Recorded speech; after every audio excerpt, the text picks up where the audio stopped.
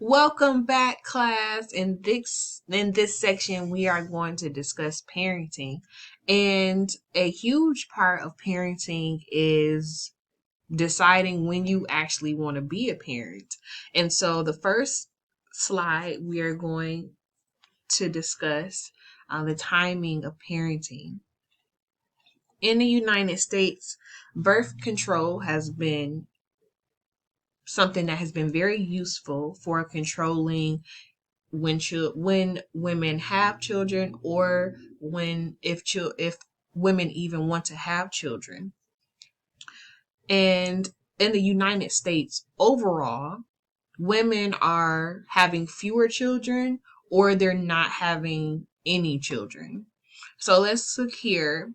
It says that the number of one child families is increasing, meaning that children are there are a lot more only children because families are choosing to only just have one child.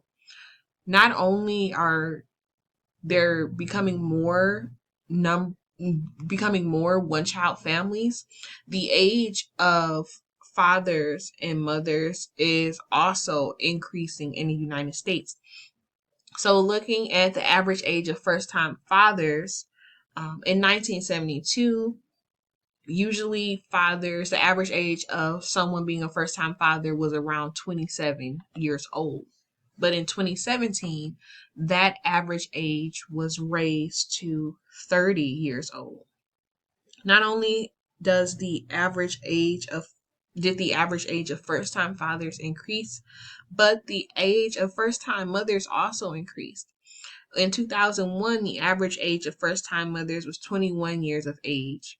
And comparing that to 2016, the average age of a first time mother in 2016 is 26.3 years of age. So the timing of parenting is steadily rising. Fathers and mothers are waiting to have children.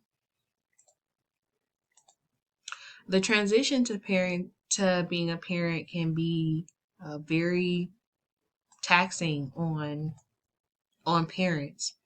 And when children are first born, parents usually are focusing so much on routines, as far as like feeding the child, making sure that the child is bathed, making sure that they're doing nighttime routines. But as children get older, the activities that parents do with their child change from caregiving activities to non-caregiving activities, such as playing. Or you may take them to museums, you may take the child to the park. So now the focus more is now on playing with the child, these non-caregiving activities.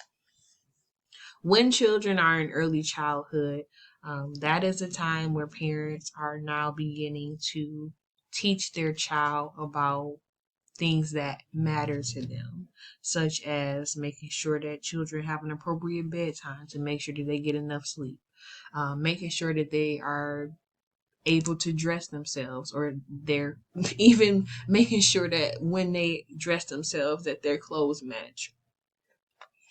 And also the role of parents can also be a referee. If the parents have more than one child, the fighting can increase as children get older, and so they may have to referee.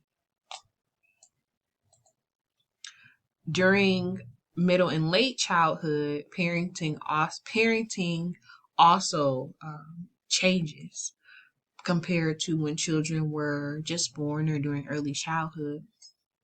Overall, parents spend a lot less time with children as children get older, but parents are still very important to children's lives. Children still look for that love and that support from their parents. And something that occurs during middle and late childhood is that parents actually help to support and stimulate children's academic achievement. So they may teach them or help them with their homework, or teach them different ways, skills to complete their homework. They may reward their child or discipline their child based on what they have done academically. So parents are there to support, but they're still very important to the child's lives. Parents can also be seen as managers of their children's lives. During this time, when parents have children in the household, they help children to understand their choices and their decisions, not only how that impacts the child, but also how that impacts the parents, the family, how that impacts their schoolmates, their peers.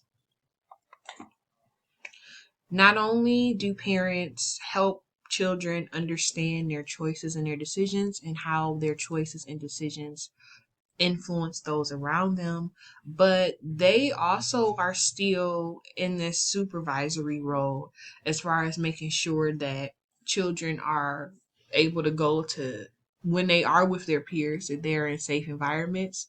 So they may tell their child that they may not be able to go to that party where there is not going to be any adult supervision.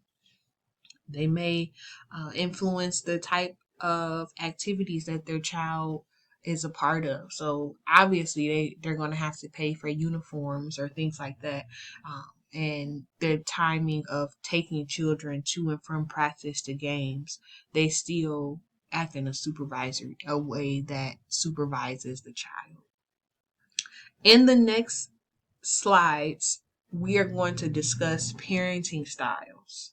Now, we understand in this section, we talked about how parents are waiting longer to have children in their role as parents as children get older. And now, in the next section, we're going to discuss different parenting styles. So I'll see you all on the next video.